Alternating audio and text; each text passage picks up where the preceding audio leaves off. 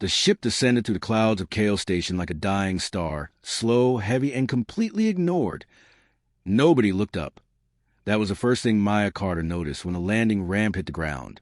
Nobody cared. On Earth, a spacecraft landing drew crowds, cameras, news drones buzzing overhead like flies on sugar. Here, on the largest interstellar trading hub in the known galaxy, ships arrived every 4 seconds. Humanity's first diplomatic vessel was just another blip on a busy screen. Maya stepped off the ramp and pulled her jacket tight. The air smelled like metal and something sweet she couldn't name, almost like burnt caramel mixed with rain. The sky above Kale Station was a permanent orange-gray, thick with exhaust clouds from 1,000 different engine types. 3 suns sat low on the horizon, each one a different shade of pale, white-yellow, and a sickly green that made everything look slightly wrong. She was 29 years old, 5 feet 6 inches tall, 140 pounds. Brown hair pulled back in a tight braid, dark eyes that took in everything quietly. She wore a standard-issue Earth Diplomatic Corps jacket, navy blue with a small flag patch on the left shoulder. No weapons, no armor. That was the rule for diplomatic arrivals. Behind her came the rest of the team. Dr. Henry Osei, Chief Science Advisor, 52, glasses, always writing something down in his notebook, even when there was nothing to write. Lieutenant Jake Reeves, security escort, broad-shouldered, buzz-cut, hand always hovering near where his sidearm would have been if they were allowed to carry one here. Ambassador Carol Vance, head of the mission, 60 years old, silver hair, the kind of woman who had been in every difficult room on Earth and walked out standing straight every single time. And then there was Maya. Her official title was Cultural Integration Specialist.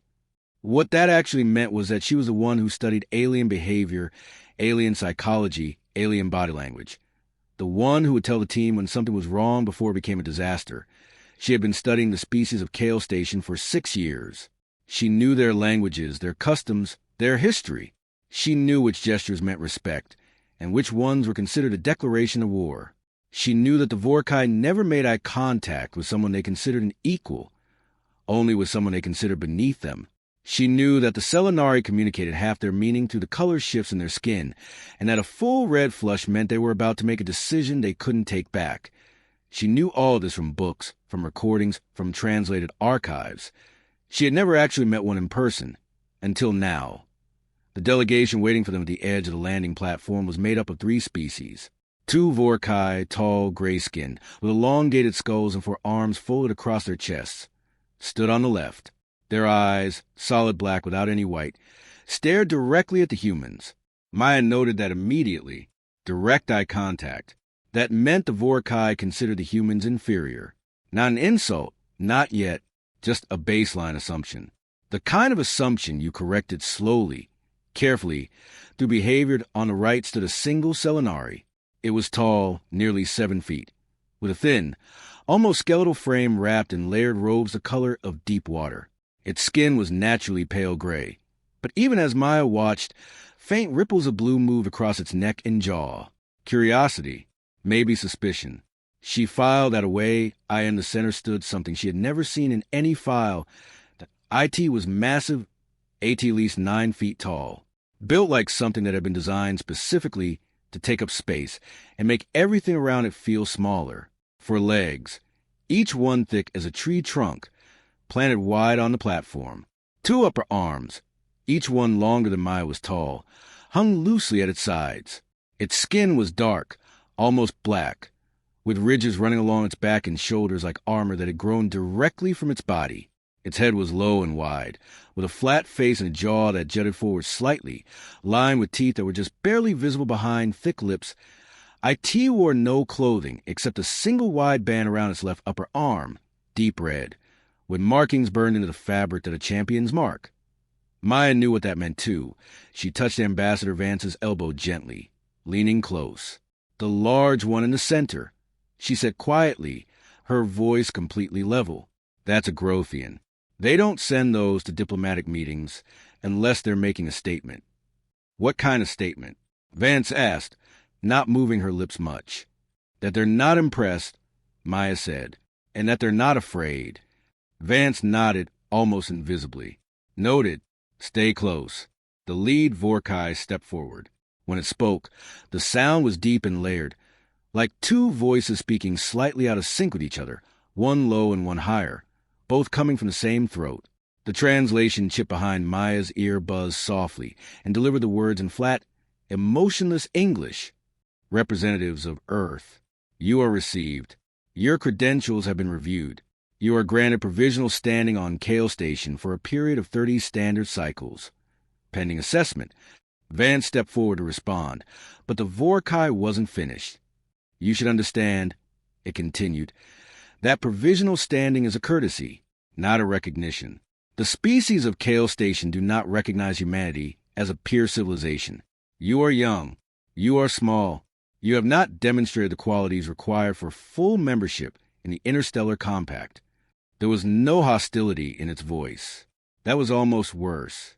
It was just stating facts the way you'd read numbers off a page. Jake shifted slightly behind Maya. She could feel the irritation radiating off him without looking. She kept her own face completely still. Ambassador Vance smiled, the practiced, warm, unflappable smile she had used in front of presidents and warlords and people who hated everything she represented. We appreciate the transparency, she said clearly.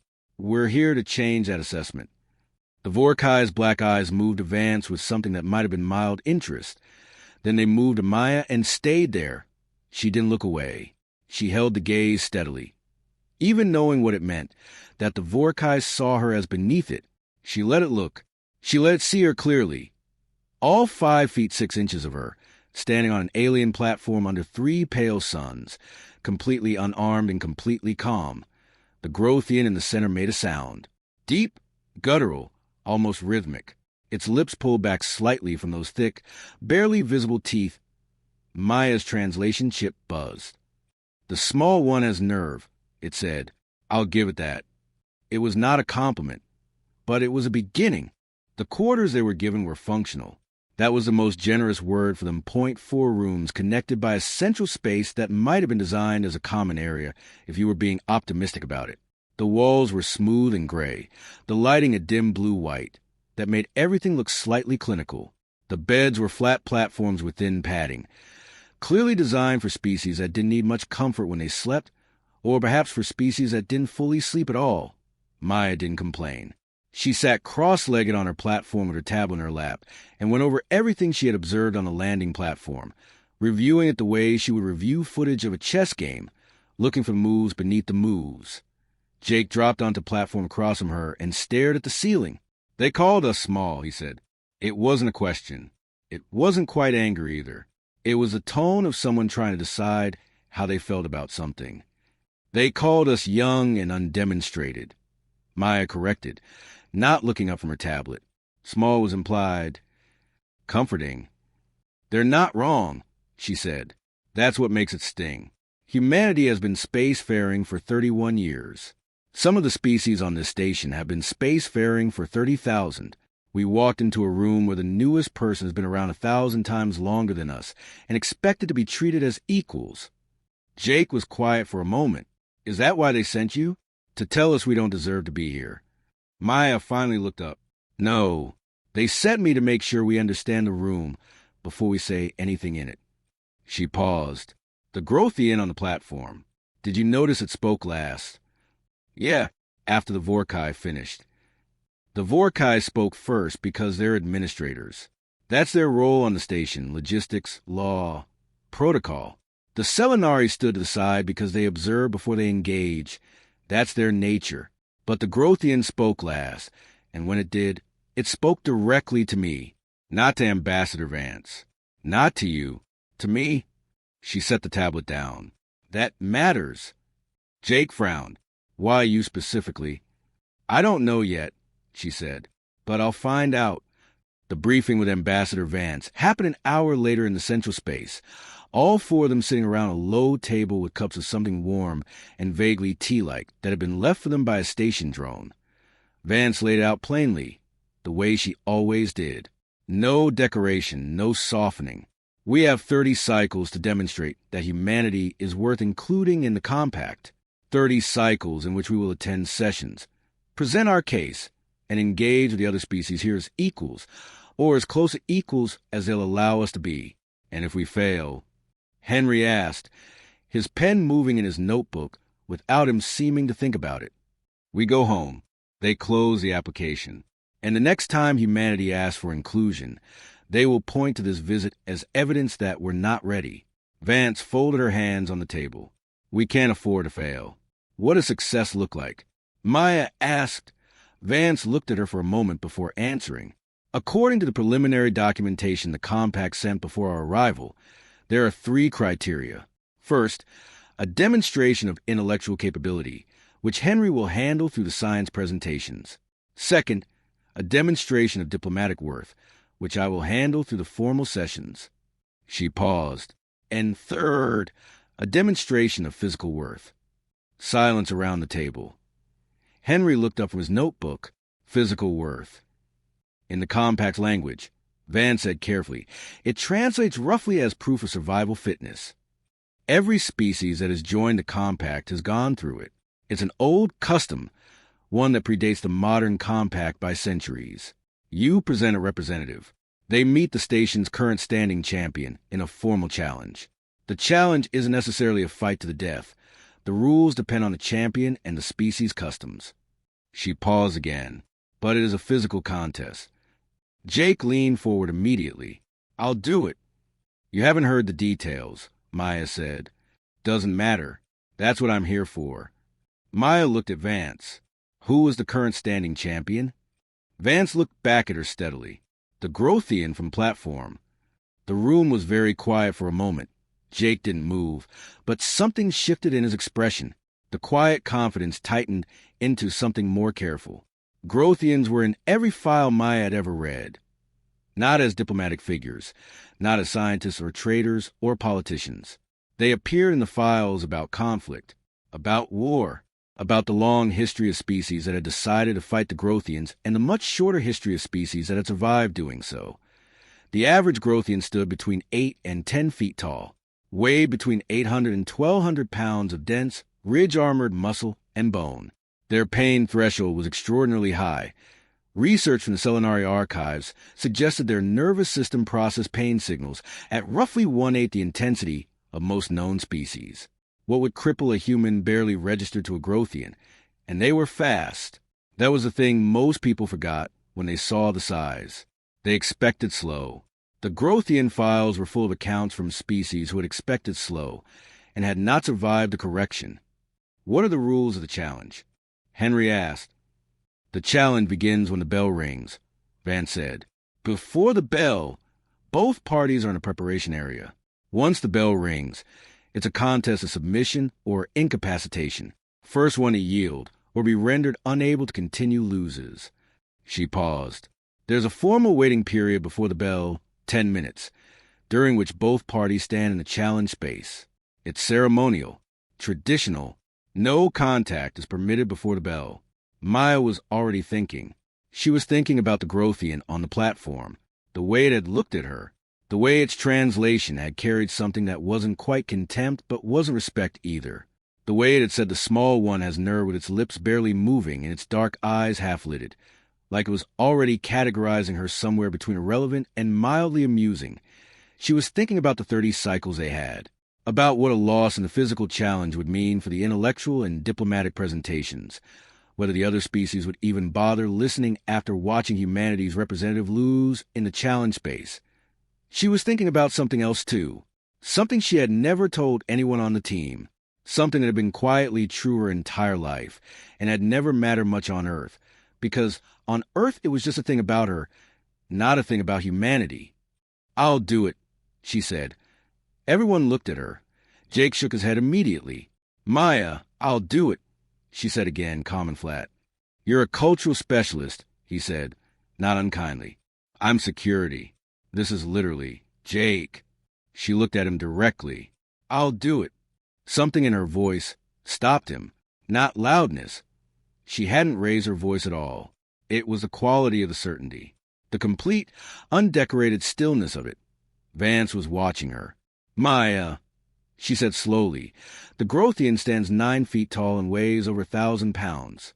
I know, Maya said. You understand what you're saying. I understand exactly what I'm saying. She picked up her cup of the warm tea-like liquid and took a careful sip. I've been studying these species for 6 years. I know their physiology, their fighting styles, their psychology and competition. I know exactly what that growthian on the platform was doing when it looked at me. It was measuring me, and I know what conclusion it reached. She set the cup down. I needed to keep that conclusion right up until the bell rings. That means it needs to keep thinking I'm the least threatening person in this room. A long pause. And after the bell? Vance asked. Maya looked at her steadily. After the bell, I'll handle it. There are things about Maya Carter that do not appear in her diplomatic file. Her file says she was born in Columbus, Ohio, that she graduated top of her class from the University of Michigan with a dual degree in xenolinguistics and comparative cultural theory, that she spent 4 years with the Earth Diplomatic Corps training program before being selected for the Kale Station mission, that her psychological evaluations describe her as calm under pressure, analytically minded, and exceptionally good at reading behavioral patterns. All of that is true. Here's what the file does not say. Maya Carter's mother, Sandra, was a competitive powerlifter, regional champion 3 years running. The kind of woman who woke at 5 in the morning and treated the gym the way other people treated church, with devotion, with discipline, with a belief that the work you put into your body was a conversation between you and what you were actually made of. Maya grew up in that conversation. She started lifting at 11, not because anyone pushed her. Sandra had always been careful about that, careful not to make it feel like pressure, but because she watched her mother train and felt something wake up in her that she couldn't name. A recognition, like seeing something in a mirror that matched the feeling she'd had her whole life without a shape for it.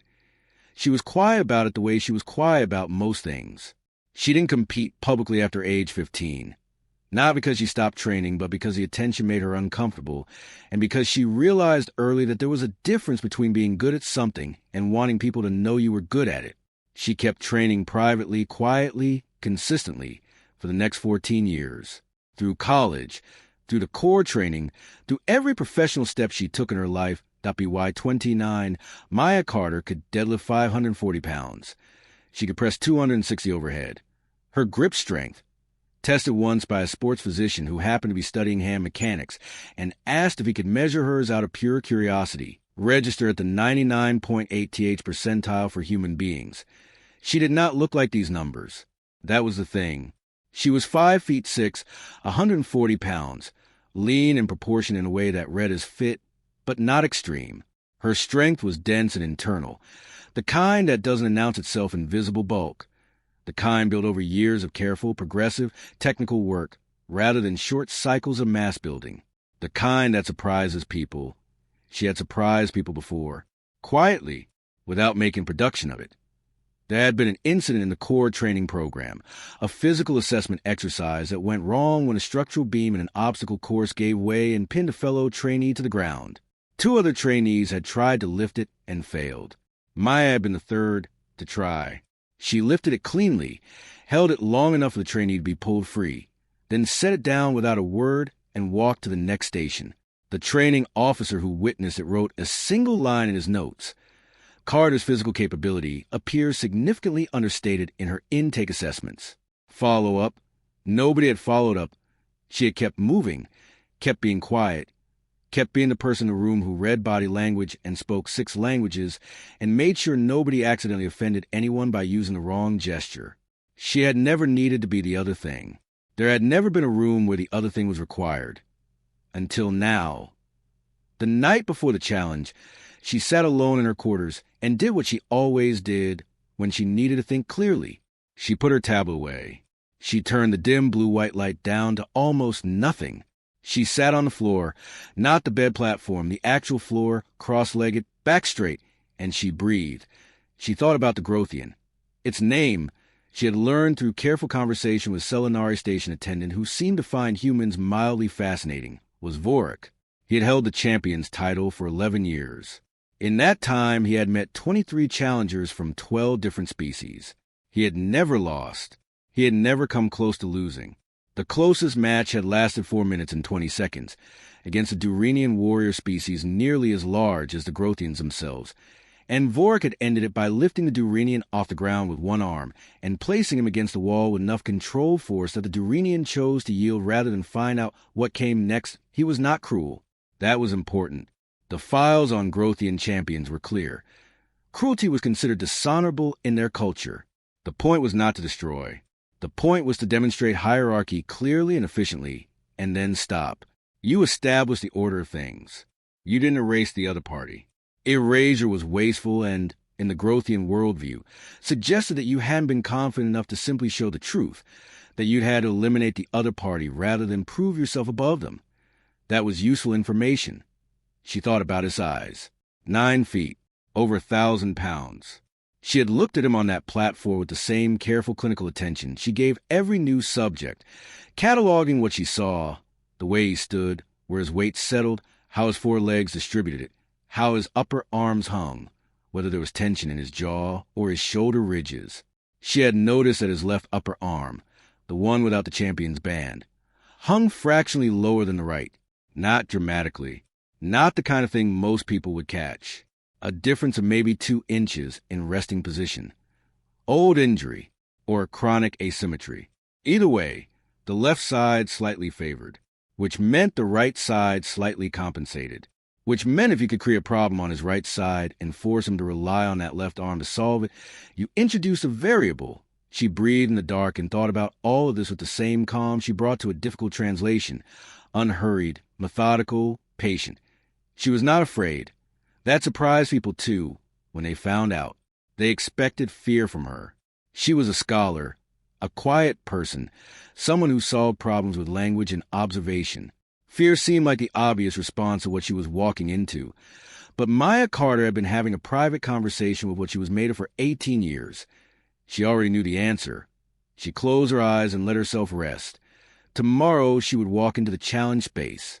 She would stand across from Vorik for 10 minutes of ceremony while he looked at her with those flat, measuring eyes and reached the same conclusion he always reached, that the thing in front of him was small and soft and not worth taking seriously.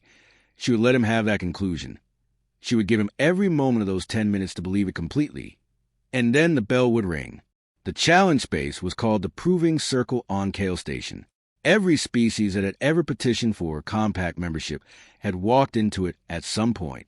The walls were lined with the emblems of every species that had gone to the physical worth demonstration, some successful, some not. The floor was a wide, flat expanse of material that looked like stone, but absorbed impact differently. It gave slightly underfoot, like firm rubber beneath a hard surface. Designed, Maya understood, to prevent fatalities from falls. The compact preferred its demonstrations decisive, not lethal. The room was full. She hadn't expected that. She had known there would be observers. The compact required witnesses for formal challenges.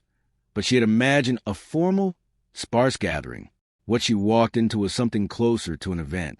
The observation levels above the floor were filled with species she recognized and several she didn't, arranged in clusters by type. The air buzzing with the low-frequency communication pulses of the Vorkai and the visible color shift ripples running across the skin of a dozen Selenari sitting in the upper tier.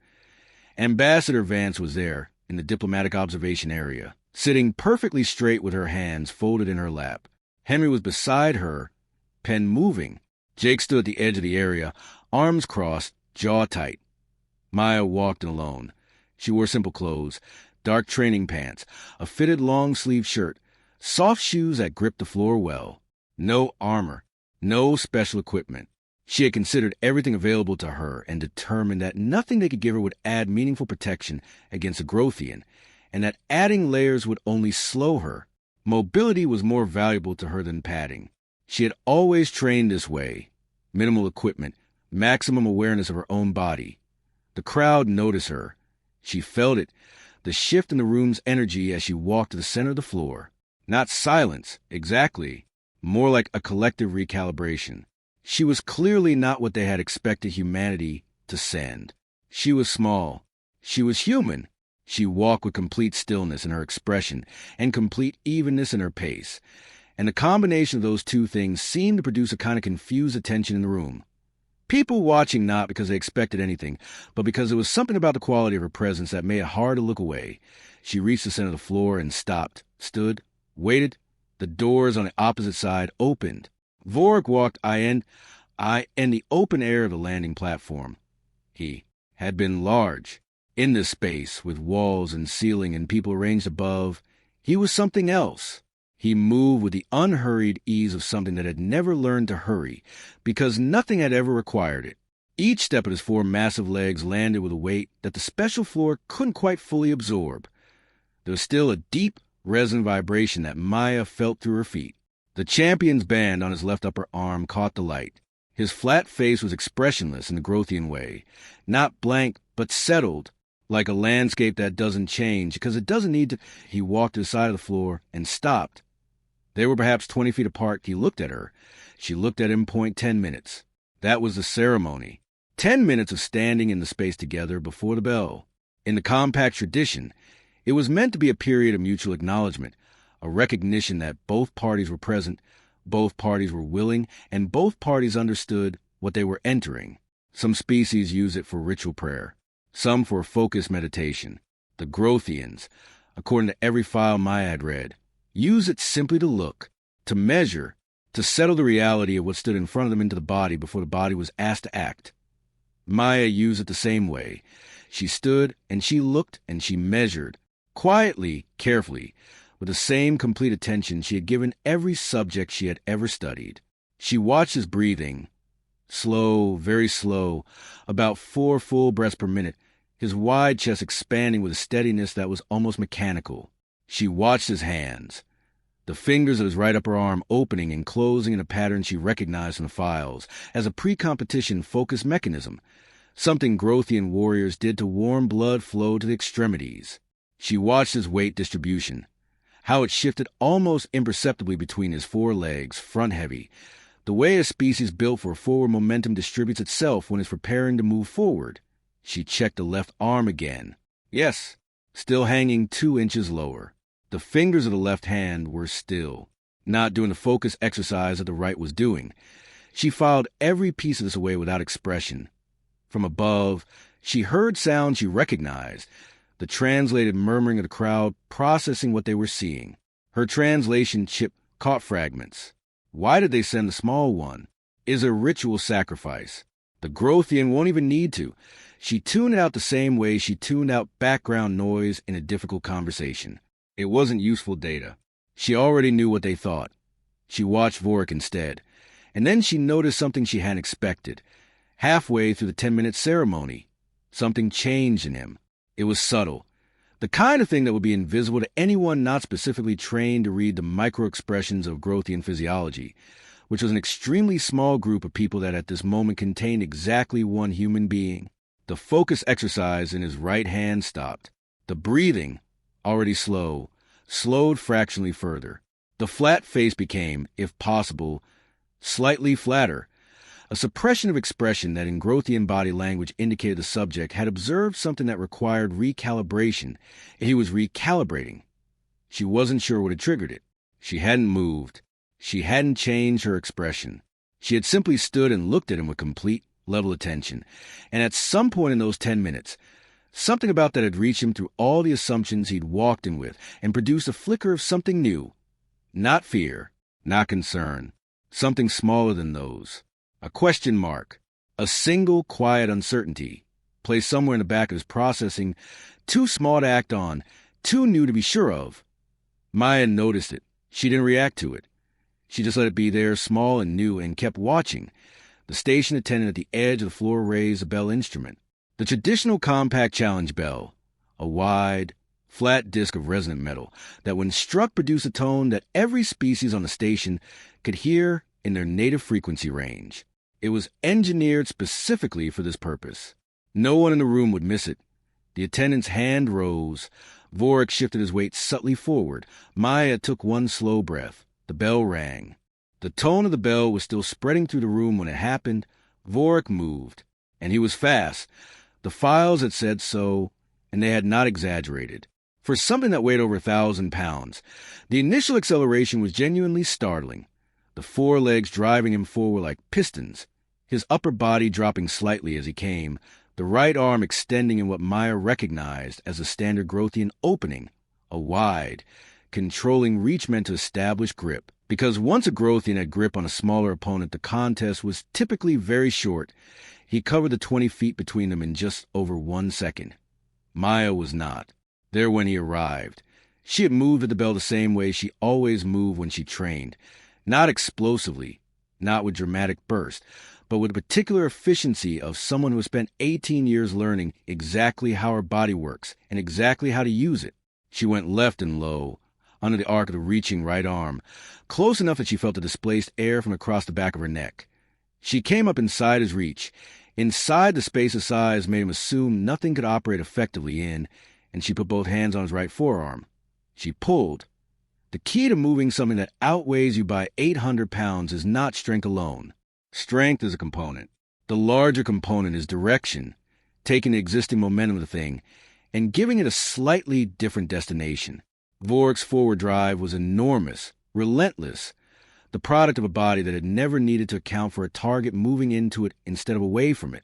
Maya gave that drive a new direction, a sharp, angled redirect that turned his forward momentum into a rotational force around his own center of mass. He didn't fall. He was too stable for that. 4 legs and an extraordinarily low center of gravity meant a simple throw wasn't possible, and she hadn't tried for one. What she'd done was something more precise. She'd introduced a torque into his right side that forced the left side to compensate. The left arm that hung 2 inches lower. She felt him correct. Felt the massive left arm swing to adjust balance. The body reorganizing around the unexpected input. In that reorganization, that half second of the system solving the problem she'd given it, she moved again. She went his right. She got both hands on the right upper arm, the dominant one, the one that had been reaching for her, and she applied everything she had in a single, precise, technical motion. Not a jerk, not a wild heave, a controlled, maximal force application at the exact angle most likely to overload the joint structure at the shoulder.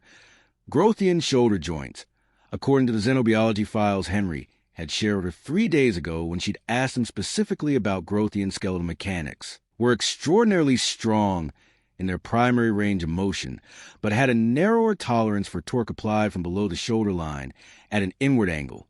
Due to the way their rotator structure was arranged, she applied torque from below the shoulder line at an inward angle. The sound Vork made was not a sound of pain. His pain threshold was too high for that. It was a sound of surprise.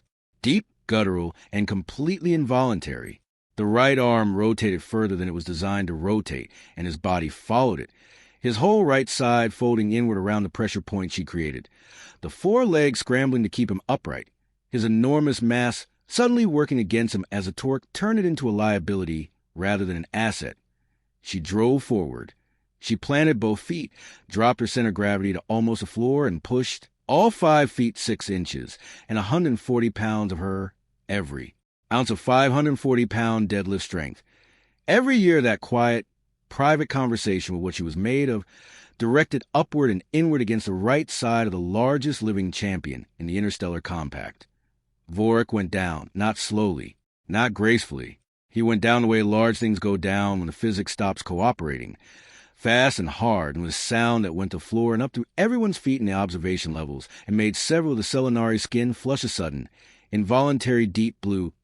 He hit the floor of the proving circle, and the specialized material did its job, absorbing enough of the impact that nothing cracked or broke. He was on his side, the right arm pinned beneath him at the angle she had forced it to, his 4 legs thrashing once in automatic response before his combat instincts overrode the reflex, and he went still. Maya was already on his back.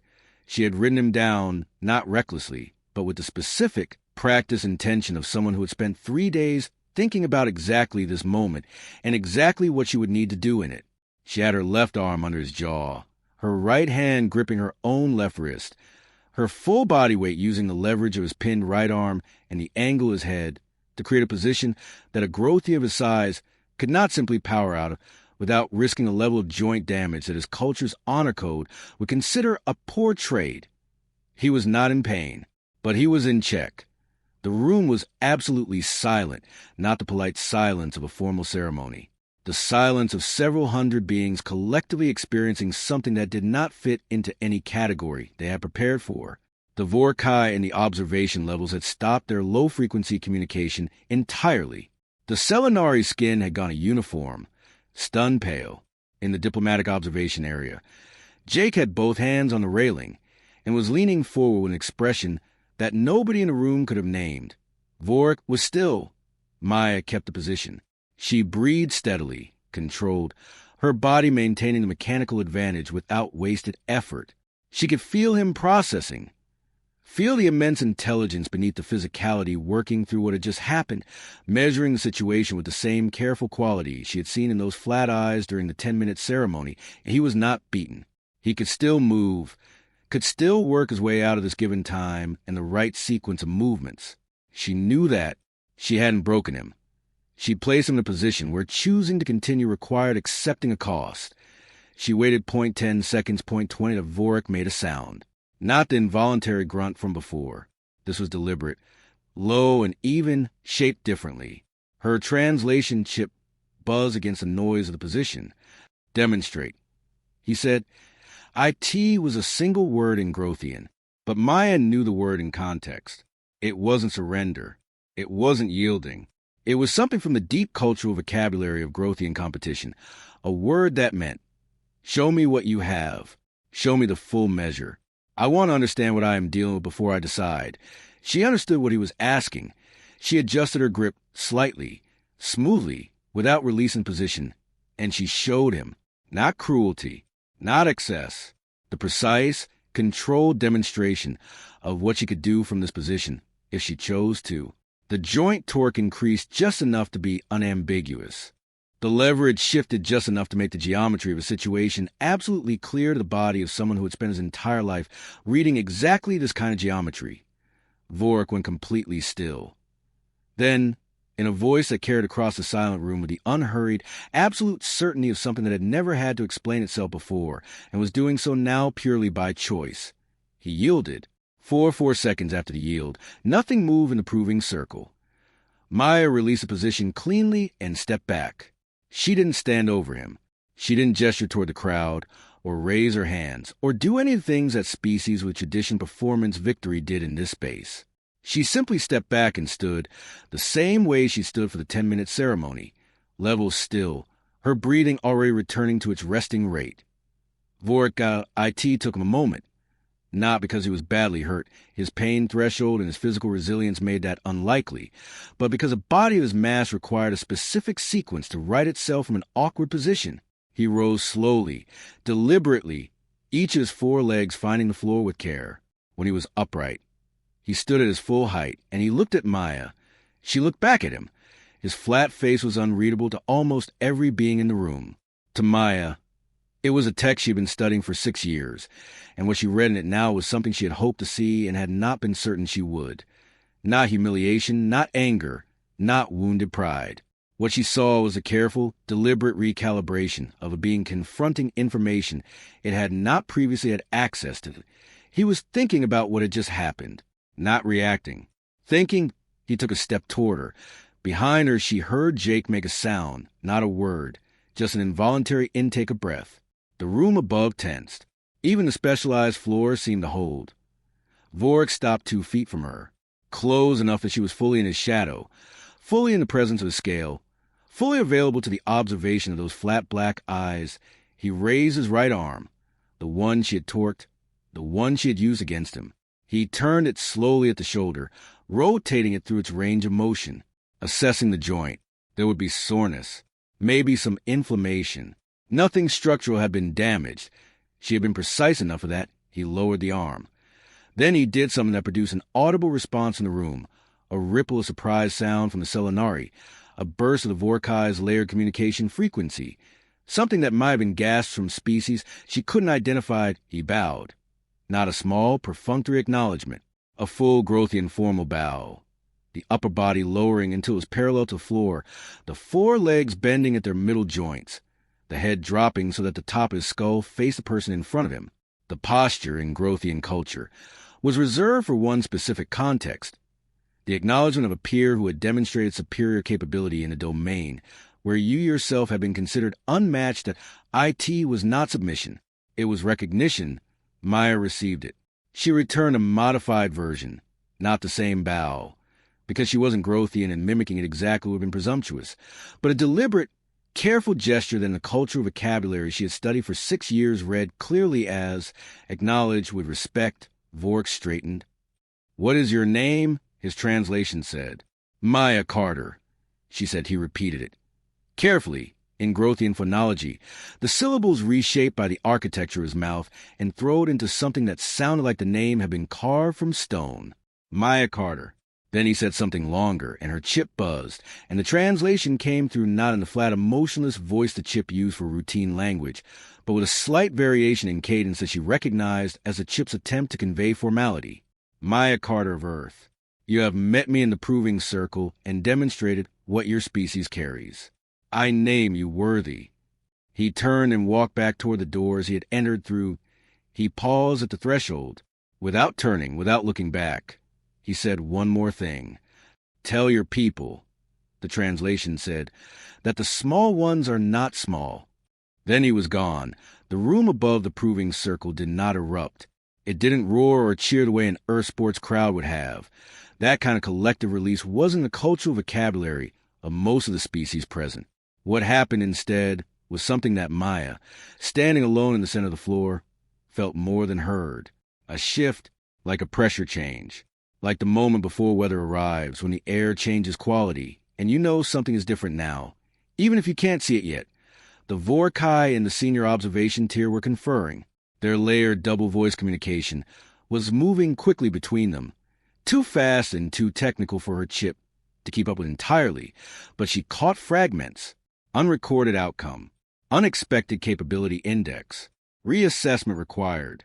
The 2 Vorkai from the landing platform were among them, and the one who had spoken to them on arrival, the one who had delivered the provisional standing speech with the calm certainty of someone reading numbers, was now watching her with an expression that her 6 years of study told her very clearly was not the expression of someone reading numbers anymore.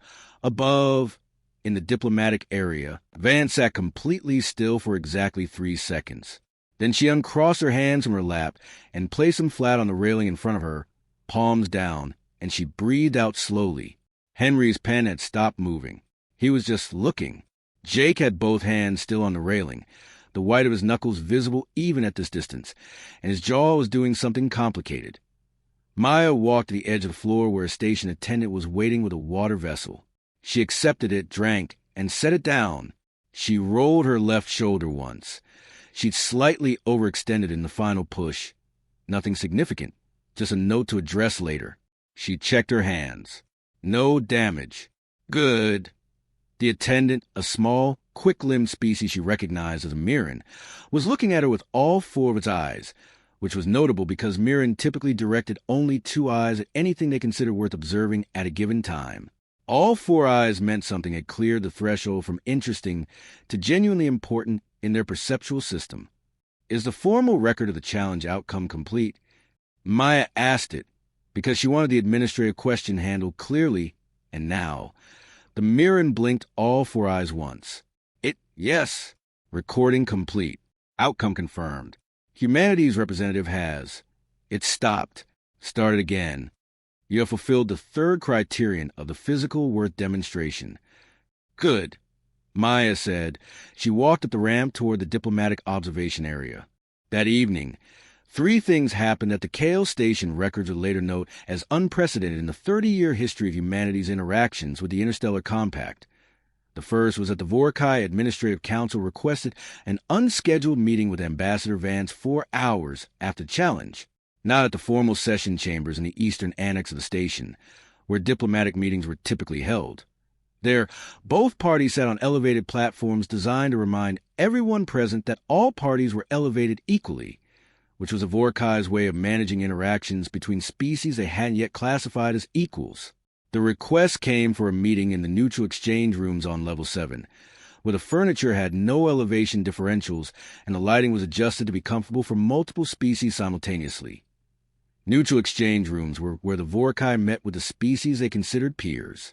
Ambassador Vance accepted the meeting with the particular control pleasure of someone who had spent 40 years of diplomatic work recognizing a door opening and knowing exactly how to walk through it. The second thing that happened was that Vorik sent a message that IT came through official compact channels, formatted with a full ceremonial header that Grothian communications use for formal correspondence of significance. It was addressed not to Ambassador Vance, not to the Earth Diplomatic Corps delegation, but specifically to Maya Carter, Cultural Integration Specialist. Her translation chip delivered it to her tablet as she sat in her quarters with an ice pack on her left shoulder, reviewing the day.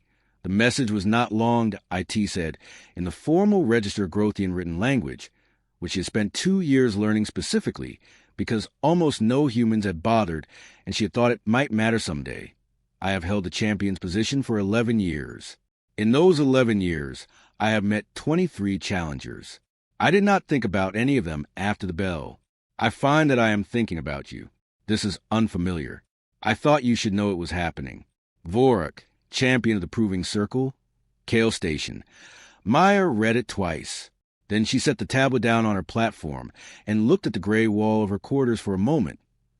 Then she picked up the tablet and wrote back. She wrote in Grothian. Formal register, correct ceremonial header, properly structured. It took her 20 minutes to get the phrasing exactly right, because Grothian formal written language was one of the most technically demanding she had studied, and she wasn't going to send Vorak something sloppy. She wrote, I thought about you for 3 days before the bell, not because I was afraid, because you were worth thinking about carefully. I hope the shoulder is manageable. I was precise, but I am human, and our precision has limits. If you are willing, I would like to speak with you again, not in the Proving Circle. Elsewhere, I have questions about Grothian competitive philosophy that I think only you could answer accurately. Maya Carter, Earth, she sent it.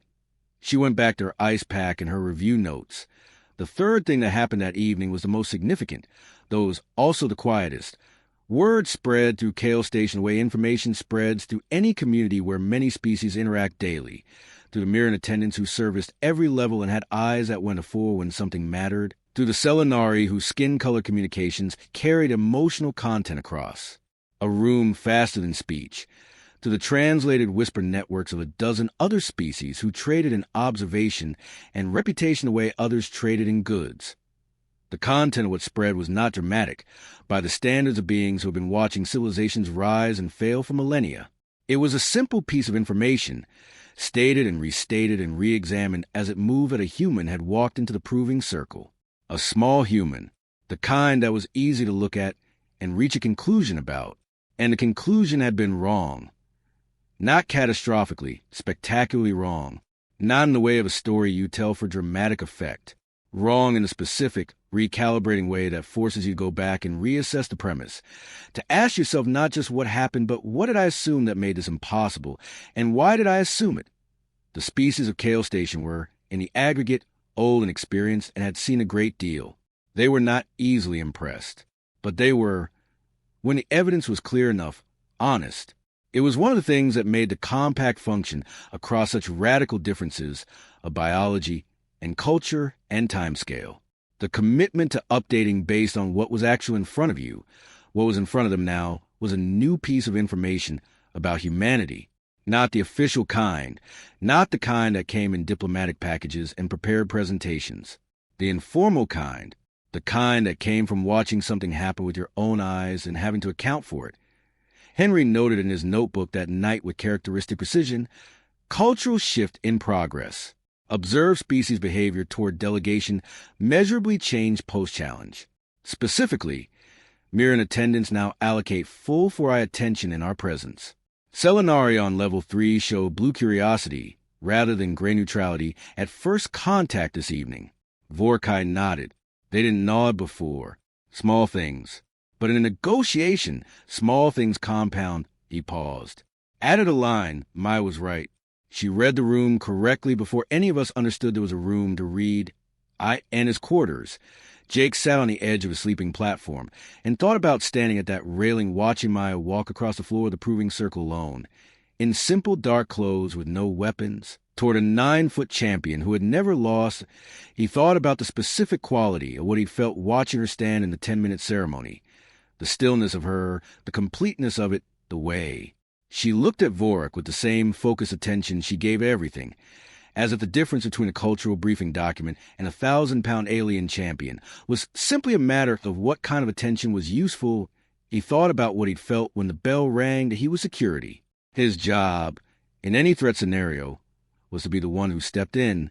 His entire purpose in being on this mission was to stand between the team and anything that might hurt them. He had stood at the railing and been entirely irrelevant. Not because he was inadequate, not because he hadn't been ready, because the person who needed to be in that space was already in it, and she had needed none of what he had to offer, and that was, he sat with this honestly, something he was going to have to think about for a while. He thought about the Grothian's bow, and he thought about Maya stepping back with that absolute, unshowy calm, and the way the room had changed around her, like whether he got up, walked to the central common space, poured himself some of the tea-like substance, and sat at the low table that a few minutes later. Maya came out her quarters with her tablet and her ice pack. She sat across from him. "How's the shoulder?" he asked. "Fine," she said. He nodded. They sat with that for a minute.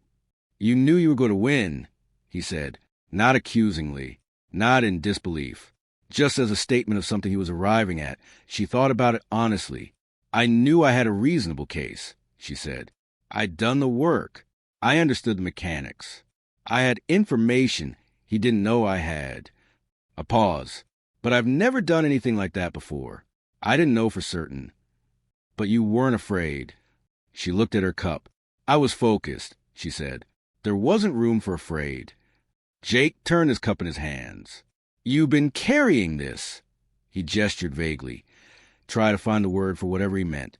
The capability, the hidden depth of her. "Your whole career." "It's just part of who I am," she said. "It wasn't relevant before now." "It was always relevant," he said. She looked up at him. "The way you are in a room," he said. "The way you read everything. The way you just know what's happening before the rest of us catch up." He paused. "That's the same thing. That's the same quality, applied 2 different ways." She was quiet for a moment. "Maybe," she said. They drank their tea-like substance in the dim blue-white light of the central room and through the walls of Kale Station.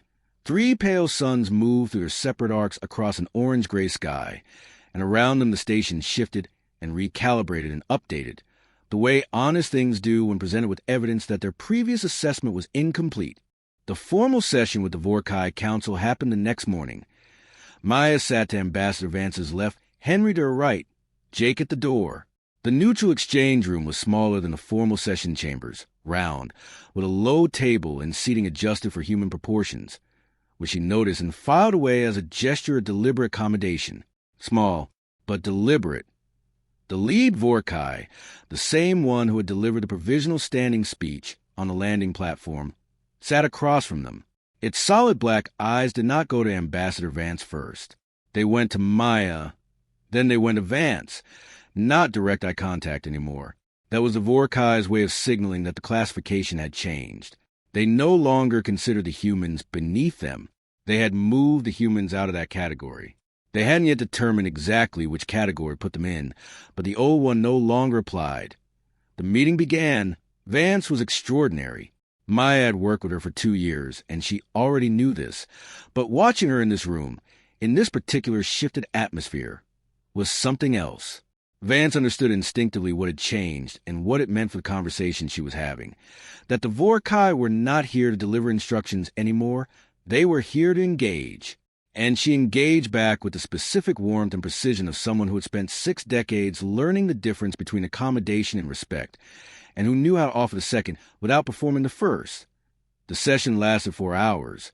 When it was over, the lead Vorkai stood and addressed the room with the formal, compact phrasing for a provisional resolution, a term Maya knew well, because it was one of the most significant phrases in the compact's procedural language. It meant that a formal assessment was being made, that the outcome was not yet final, but that the basis for the previous classification was being formally revisited, in practical terms. Humanity's provisional standing was being reconsidered ahead of the scheduled 30-cycle timeline. Vance thanked him in the formal Vorkai register. She clearly spent her own time studying, because the pronunciation was technically correct, and the Vorkai delegation left. The 4 humans sat in the room for a moment. Henry was writing. Jake exhaled slowly through his nose. Vance looked at Maya. "You made this possible," she said. Maya shook her head slightly. "I opened a door. You walked through it." You open in a way I couldn't have, Vance said, not as a compliment, as a fact. Vance didn't deal in empty compliments any more than Maya did. The Vorkai wouldn't be in this room reconsidering anything if they hadn't watched what happened in the Proving Circle. Their classification system updated, and when it updated, it created space for this conversation. She paused. So did something else. What? Maya asked. Vorik, Vance said. The Grothians have significant influence in the Compact. Not political influence. They don't participate in governance, but cultural influence. Reputation. Wait. She chose the word carefully. When Vorik yielded and named you worthy, the room heard it. All of it. That phrase, the small ones are not small, that's already traveled through 4 species communication networks since yesterday. Henry looked up from his notebook. It's become a kind of shorthand, he said. I've been tracking it. The Mirren use it to refer to humans now. They say something that translates roughly as the ones who surprise Vorik. It's not disrespectful. He searched for the right word. It's the beginning of a category. A real one, where there wasn't one before. Maya sat with that for a moment. A real category. Not the young ones, or the small ones, or the undemonstrated ones. A category built from observed reality.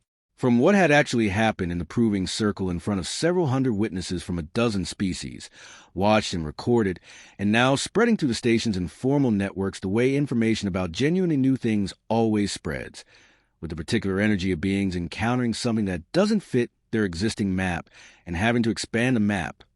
That afternoon, she went to meet Vorik. They met in one of the station's open common areas, a wide space on level 4. With seating structures at various scales and a long viewport that looked out at the station's orbital approach lane, a constant stream of ships arriving and departing against a backdrop of deep black and distant stars. Vorik had chosen location. She had noted in accepting that it was a public space, visible, observable, no privacy.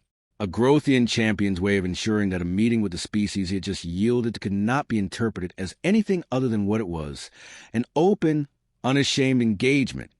She respected that he was already there when she arrived. He occupied a section of floor near the viewport. The seating structures at a scale were few, and he had simply settled on the floor itself, which was a thing Grothians did without apparent concern for what it looked like to others. He was looking out at the ships. She sat on a seating structure nearby, close enough to talk without awkwardness, far enough to maintain the appropriate distance for a first and formal engagement between species with no established protocol for exactly this kind of interaction. They talked for 2 hours. His Grothian competitive philosophy was, she found, deeply interesting, and significantly more nuanced than the files had suggested. The files dealt in the external facts of Grothian competition culture, the rituals, the ranks, the outcomes. What Vorik articulated, in his slow and precise way, was the internal philosophy, the belief that competition was a form of truth-telling, that the challenge space was a place where reality was determined not by argument or claim, but by demonstration, and that this made it more honest than almost any other form of interaction. "You prepared," he said at one point. It was not an accusation. It was, in his register, something closer to admiration. "Extensively," she said. "You study my physiology. Your physiology, your fighting style, your psychology in competition, your competitive philosophy." She paused. "I studied your arm." His flat face did the thing she now recognized as the Grothian equivalent of a raised eyebrow. "My arm. The left one rests lower than the right. I wasn't certain if it was an old injury or structural asymmetry, but either way, I thought it might be useful." He looked at her for a long moment. Then he made the deep, rhythmic sound she recognized on the landing platform, the sound she had initially read as dismissive but now, in context, understood better. It was a sound that meant something closer to "I see." "You saw it on the platform," he said, "during the ceremony." "Yes. No one has ever noticed that," he said. "In 11 years. No challenger. No observer." He paused. "It is an old injury. 12 years ago. It healed well, but not completely. I'm sorry," she said, "for using it." He looked at her again. "Don't apologize for winning," he said. "That would be the only offense." She nodded. They watched the ships for a while.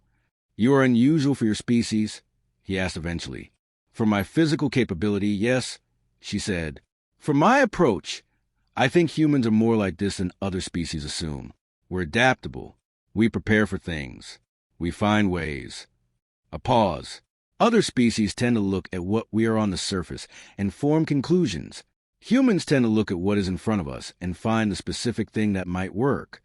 He considered this. "Dangerous quality," he said. "For opponents," she agreed. "Also for allies," he said. She thought about that. "Also for allies," she agreed. On the 20th cycle Humanity's 30-cycle provisional standing period, the Vorkai Administrative Council convened a formal classification session. This was unprecedented. Classification sessions, in the Compact's long history, had always occurred at the end of the full assessment period, never before it. The decision to convene early was, according to the official language, based on accumulated evidence sufficient to support a revised determination. In the unofficial language that moved through the station's informal networks, which Maya had been tracking carefully for 20 cycles, it meant that enough had happened that waiting the full 30 cycles was a formality that no longer served any purpose. The session was open to all species represented on the station. The observation galleries of the formal chamber were full. Maya sat with the Earth delegation in the section designated for species under review, which was positioned below the main council floor, a remnant of the old classification hierarchy that placed provisional species lower than established ones. She noted the position. She noted that at the end of this session, if the outcome was what they had worked toward, that position would change. The lead Vorkai spoke first. It presented, in the formal double-voice register of official compact proceedings, the review of Humanity's 20 cycles on the station. It covered the intellectual presentations. Henry's scientific demonstrations had been extraordinary, a fact that was not surprising to anyone who knew Henry, and that had apparently produced significant response from the Selenari in particular, who valued science with an almost religious intensity. It covered the diplomatic engagements. Vance had navigated 15 formal sessions and 6 informal exchanges, and the consistency and intelligence of her approach had built something real and durable with multiple species delegations. And then it covered the proving circle. The account was precise and complete. It cited the specific outcome, the specific conduct of both parties, the formal yield and the formal naming. It cited Vork's subsequent public characterization, the small ones are not small, and noted its distribution through station communication networks as a significant cultural data point in the assessment of humanity's reception by established compact species. It noted that in the 20 cycles since the challenge, humanity's delegation had engaged with 11 distinct species in informal and formal contexts, and that in each of those engagements, the baseline assumption those species had arrived would have been revised, not through argumentation or performance, but through consistent demonstrated behavior. When the account was finished, the council opened the floor for species statements. What happened next was something Maya would think about for the rest of her life. 11 species offered statements. Not all of them were positive. The Durenians, who had their own complicated history with Grothian champions, and perhaps some complicated feelings about a human succeeding where they had not, offered a statement that was technically supportive but pointed in its qualifications. The Mirren, characteristically, gave a brief and precise statement that contained more information per word than anything else offered, and was entirely positive. But the statement that the room registered most, the one that produced the pressure change quality Maya had felt in the proving circle, came from Vorik. Grothian champions did not, as a rule, speak in formal compact proceedings. The Grothians as a species participated in the compact selectively. They were not a governing species, not a diplomatic species. They engaged where they chose to engage and were otherwise largely independent of compact process. Vorik had chosen to engage here. He stood in the species statement area, his size alone reorganizing the spatial dynamics of the room, the way it always did, and he spoke in formal Grothian, which the Chamber's translation system handled in real time for all species present. He spoke for less than 2 minutes. He said that in 11 years as champion he had met 23 challengers, and that the challenge had told him something true about each of them. He said that what it had told him about the 24th challenger was different from anything he had learned in the previous 23, not because the outcome was different, though it was, but because of the quality of what had produced the outcome. He said that the human Maya Carter had approached the proving circle the way the best Grothian warriors approached it, with complete preparation, complete honesty about her own capabilities, and complete respect for the challenge as a truth-telling exercise rather than a performance. He said that in his culture, a species was measured by the quality of what it produced in its best examples. He said that Maya Carter was humanity's best example that he had observed. He said that on that basis, he named humanity worthy of the compact. He sat down. The chamber was quiet. Then the council called for the formal determination. The vote was not unanimous. The Duranians abstained, which was their right, and two smaller species delegations requested a standard 30-day consideration period before casting final votes, which was also their right. But the majority determination was clear. Humanity was granted provisional full standing in the Interstellar Compact. Not membership. That required a longer process, more sessions, more time. But provisional full standing meant a seat at the table. It meant recognition. It meant that the next time a human representative walked into a formal compact session, they would walk in as a peer, not as something to be assessed. It meant the position in the observation gallery would change. In the Earth delegation section, Henry's pen stopped moving for the first time Maya could remember.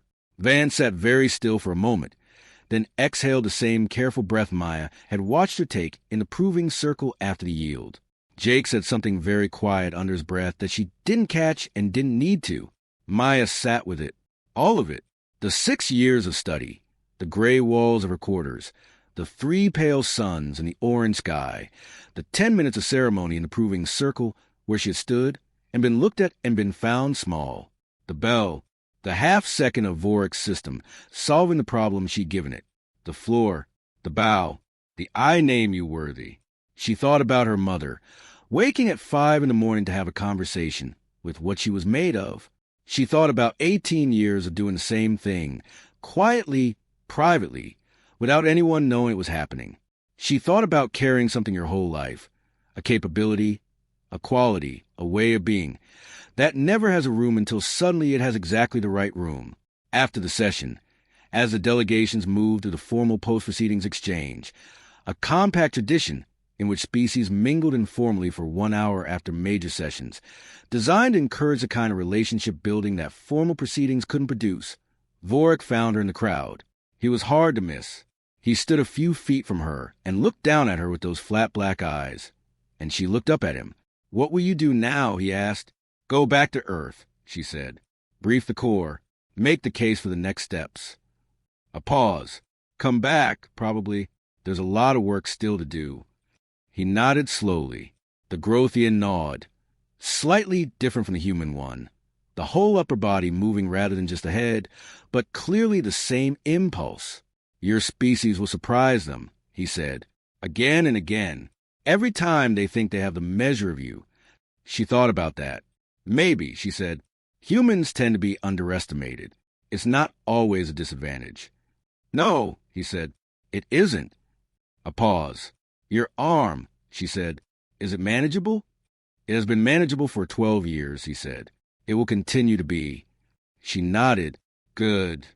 They stood for a moment, an informal post-session crowd of a dozen species, on a station orbiting a world under 3 pale suns at the edge of a civilization that had existed for millennia, without knowing quite what to make of the new small species from the small blue planet in the minor solar system on the outer edge of a mid-sized galaxy. "Maya Carter of Earth," Vorik said. "Vorik of the Proving Circle," she said. He made the deep rhythmic sound. "I see," turned and moved through the crowd and was gone. Maya stood where she was for a moment. Then she took out her tablet and began making notes for the briefing she would give when she got home. There was a lot to cover. The Vorkai procedural structures, the Selinari scientific interests, the Mirren communication patterns, the specific cultural frameworks that had shifted over 20 cycles and would need to be maintained carefully as a relationship developed. She wrote steadily, the same way she always worked. Focused, unhurried, thorough. Around her the station moved and breathed and communicated in a dozen frequencies and 100 languages, and humanity was in it now, present and real and accounted for, no longer assessed from the outside but recognized from the inside. The category built from observed reality and honest recalibration, and a 1,000-pound champion bowing to a 140-pound woman on a specialized floor under the light of 3 pale suns. The small ones are not small. It traveled through the networks, the way true things travel, not with fanfare, not with drama, but steadily, persistently, carried on the honest acknowledgement of beings who had seen something real and updated accordingly. It traveled until it reached the edges of what was known, and from there it kept going,